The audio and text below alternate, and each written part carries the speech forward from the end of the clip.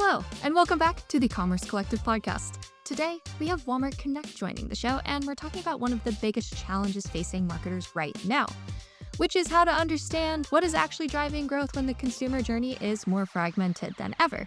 Brands have more data, more channels, and more ways to reach people, but that doesn't always make measurement clearer.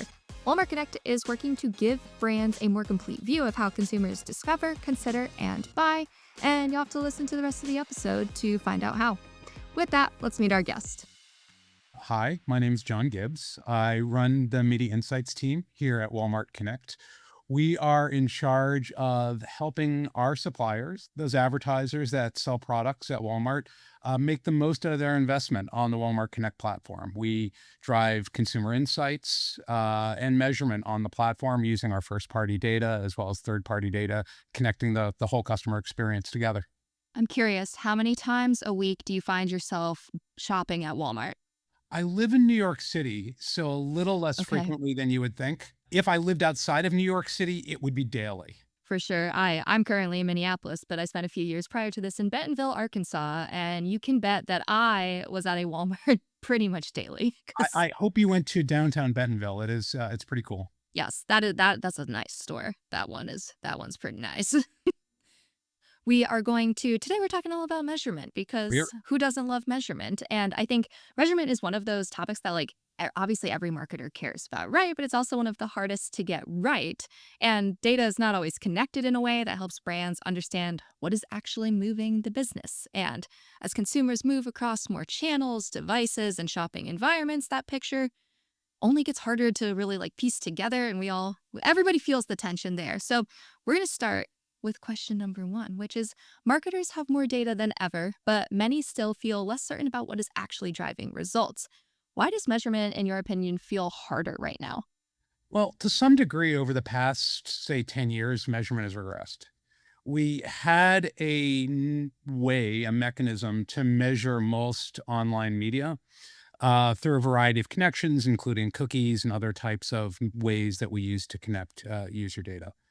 As the core identity has degraded for online media, the ability to connect users through cookies and other types of means of identity, our ability to measure individuals has decreased significantly as well. The good news, though, is that as that has happened, as we've seen that sort of deprecation of the identity spine and the subsequent siloing of measurement in different parts of the industry, a couple of different types of new forms of media have emerged, like retail media, that really allow us to connect those touch points in a way that the change in media measurement and the change in media identity really harmed over time. Beautiful. All right. The next one for you I have is where do you see the biggest disconnect between how brands are planning media and how shoppers actually move from discovery to purchase? In my experience, most of the brands are still operating like it's 1995. They're still operating with the assumption that most customers are going through a relatively linear path to purchase. They are made aware of a product. They decide whether or not they want the product. They figure out where they're going to shop for the product. They go buy the product. And that's the path. It's a very linear path in the 1995 version of it. It's not 1995. Things have changed a little bit in the intervening years. And we've gotten to a place where the planning process needs to move away from that sort of linearity to really begin to think about a multi-touch point approach to how we want to plan media. We need to be able to reach customers when they're in the mindset for purchase. We need to be able to capture demand, almost like you're capturing it with a butterfly net in the wild. Demand is floating out there, and you want to be able to capture it and be able to bring it onto your platform and then convert it in a variety of different types of ways. And so thinking about reaching customers in different ways and in different types of touch points, rather than just sort of the assumption that there's sort of a linear starting point and a conversion endpoint, which has gone away. With that kind of leads us to Walmart's really quite magnificent position in the market. Walmart sits at this really interesting intersection of stores, e-commerce, and media. What does that combination allow brands to understand that they might miss in a more like fragmented environment? The way that I think about it is that some of the some of the most valuable customers that you have are the ones that aren't shopping with you yet, are not buying your product yet. Your new shoppers, your new buyers, those that aren't your customers yet. And the good news is that what the advantage that Walmart has is because we have both our data from about 150 million customers online, plus stores in the US, it gives us the ability to understand all different types of buying habits. So we're really able to find those types of customers that you haven't addressed yet. That you haven't brought in yet, that aren't your customers yet, and allows you to convert them to a customer, and allows you to really it allows you to turn those new customers into incremental sales. And so when you take that ability to have that data spine, to be able to reach all those individuals, to be able to understand who those new customers are, and then to be able to find them in interesting new places where you haven't been able to look for them yet, like Vizio TVs. Being able to understand how they're watching television and what they're watching on TV, and then being able to draw those folks from that platform, again, those new customers, into a Walmart store to shop for your product, ultimately really is the valuable thing that we're bringing to our customers, and the thing that we really think changes the market. So, with that, one area that feels like especially important right now, and something that I think marketers all over the place are chasing, is this ability to connect media exposure to like real retail outcomes, real sales, including in store sales. So, how does Yeah. Walmart's scale in stores change the measurement conversation? What we know, right, is that about 70% of total retail sales in general are happening in stores, right? So that's where the majority of shopping is still happening. That's where the majority of data is still being created. But about 83% of ad spend is online, right? And so what we want to be able to do is to be able to figure out how we can take all that online ad spend, all that energy that's happening online, and drive those customers to the store in the most effective way. And so sometimes that's messaging, sometimes that's audience targeting, sometimes that's making sure the ads appearing in the right place at the right time to make the message. But it's ultimately understanding how we can convert that retail scale that we have, the geography, the geographic spacing we have over the United States, the amount of coverage that we have, and convert that into both media coverage as well as online and in-store conversions, and really get folks into the store to shop. So, if marketers are trying to understand that full funnel journey that you just kind of mentioned, like the measurement conversation has to get bigger than did this just convert? Like it has to explain how awareness and consideration, engagement, and purchase are all working together over time. So, when you in your role, when you think about strong full funnel measurement today, what does it actually look like for a brand trying to understand not just conversion, but how awareness and consideration contribute to purchases over time? What's most important is to consider the different types of signals different types of platforms give you, how you can use those signals to better understand behavior, and then use those signals to understand what happens when individuals move between different stages of their buying journey. Again, not necessarily a linear buying journey, but a full funnel of journey to buy the product.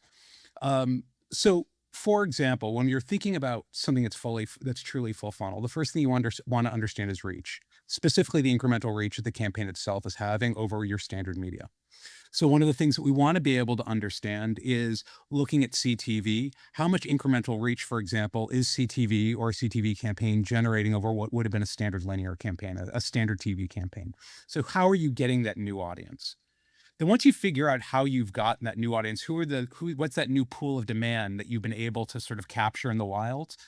Uh, Now you want to understand how you have taken that new pool of demand and brought it to a place that it can convert, where we can have that type of retail experience. And so for that, we take a look at a number of different types of signals that we can see on platform or in stores. So one of the best signals that we look at on platform, for example, is branded and unbranded search. So here's the example we typically give. So somebody's watching a program on Vizio, on their Vizio TV, and they see an ad for a brand of mayonnaise. They are saying, "Geez, I'm gonna make some sandwiches tomorrow, and I really need to make sure that I have some mayonnaise in my fridge." And so what they do is they turn and they pick up their phone and they go to the Walmart app and they search for either mayonnaise, the general term, or a specific brand of mayonnaise that they care about, right? Now, what we know is that the same user has been exposed to the ad on the TV and has then gone and searched for that product on the app. What that shows is the willingness of that user to be able to move from platform to platform, shows that search itself is a signal marker of intent. It is a signal marker of brand awareness if somebody's searching for the brand itself. And it also is an actual mechanism that drives somebody further and further to the purchase. So there are other different types of metrics that we can look at along the way. Obviously, we can look at things like PDP, product page use, conversion, things like that.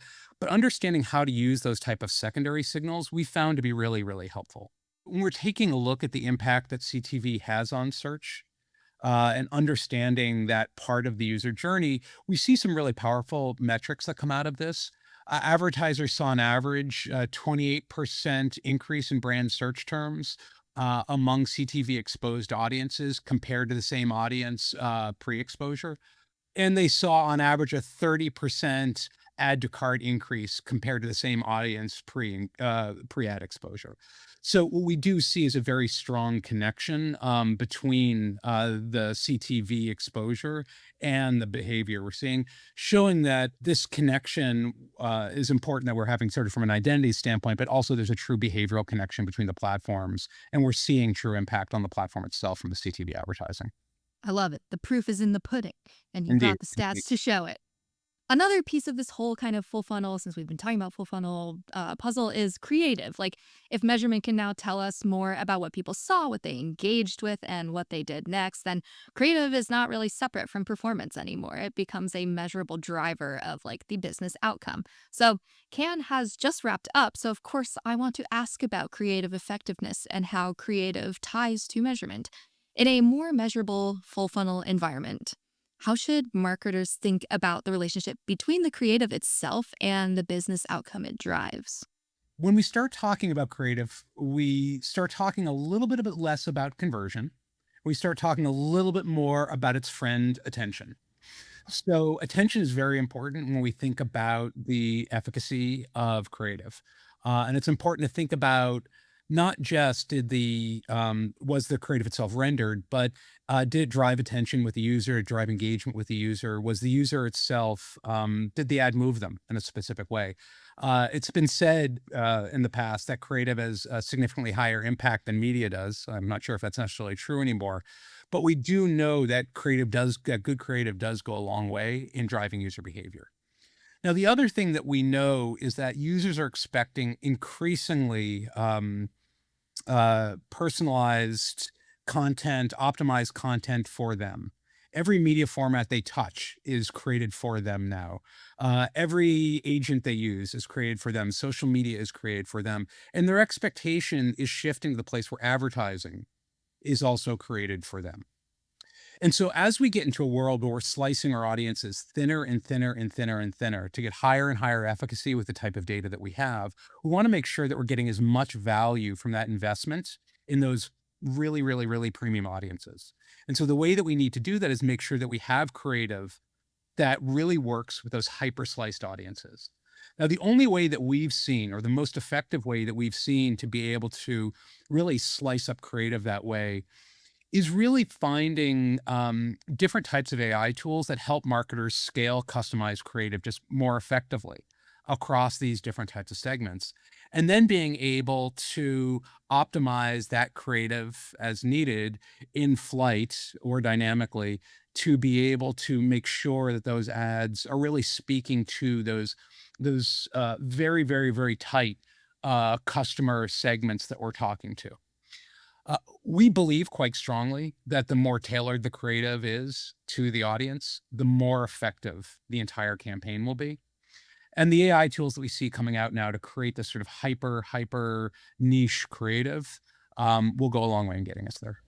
to your point of like, did the ad move people and true effectiveness? I think that kind of is a natural segue into talking a little bit about attribution, because if like creative channels, touch points are all influencing the journey together, then industry needs attribution models that are more representative of how people actually convert. So I'm curious, like, how is Walmart Connect thinking about attribution evolving from here? Attribution is changing. And it's changing because it was originally built on a faulty spine for the most part. Much of historic attribution was built on a cookie spine. And because of that, the structures that had fueled a lot of the old MTA models and a lot of the old IMTA models don't function anymore.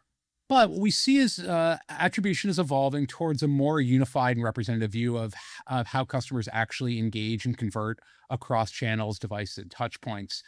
And it's really tied to identity itself, right? So we're going back to this concept of having a truly unified identity spine, which allows you to show true multi-touch point attribution on the same user rather than just trying to sort of stitch that identity together through multiple different ad serving calls and cookies and stuff like that.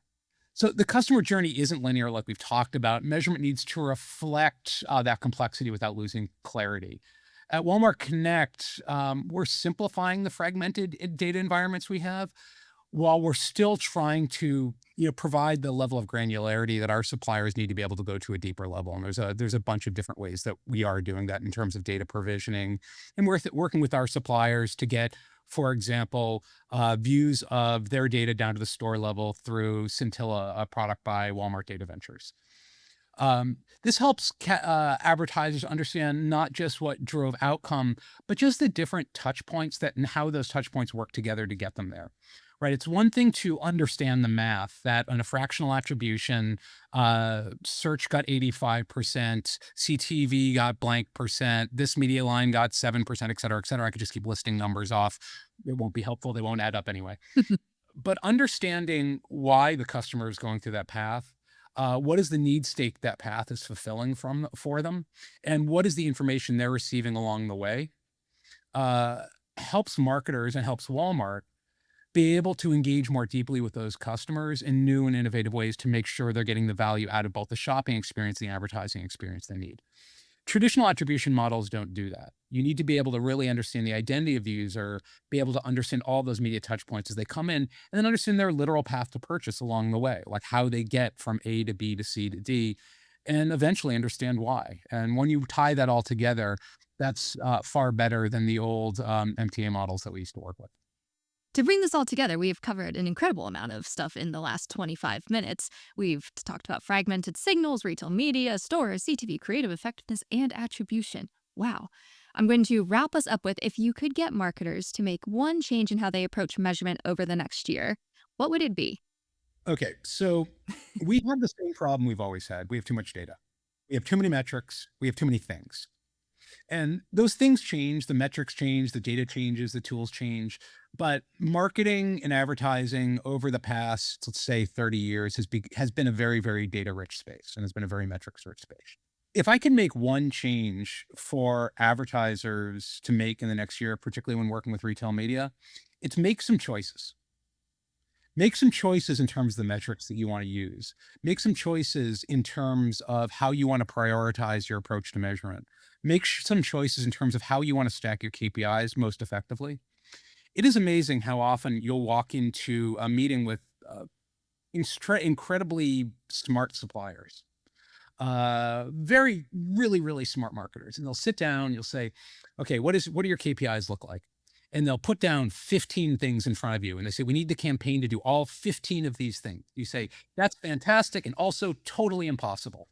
Yeah. So you need to be able to make choices, and you need to be able to prioritize the types of metrics that you want to be able to do, that you want to be able to optimize your media to, and that you want to be able to plan against.